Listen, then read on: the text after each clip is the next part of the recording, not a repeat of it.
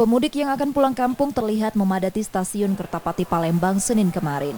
Pemudik dengan moda kereta api terlihat mulai meningkat setiap harinya mendekati akhir Ramadan.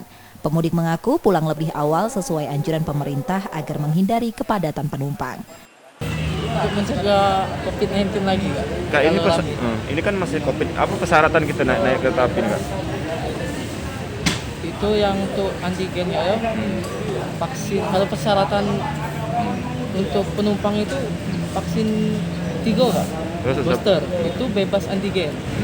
Itu sudah vaksin 3, Pak? Belum. Belum ya?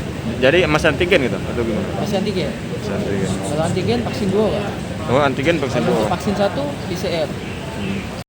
PT Kereta Api Indonesia Divisi Regional 3 mengoperasikan kereta Bukit Serelo relasi Kertapati Lubuk Linggau, Raja Basa tujuan Kertapati Tanjung Karang dan kereta api komersial Sindang Marga Kertapati Lubuk Linggau. Untuk tiket ekonomi Raja Basa tujuan Palembang Lampung dan kereta api Selero tujuan Palembang Lubuk Linggau sudah habis mulai 3 hari sebelum dan 1 hari sesudah Lebaran. Yudi Kiswanto, Kompas TV, Palembang, Sumatera Selatan.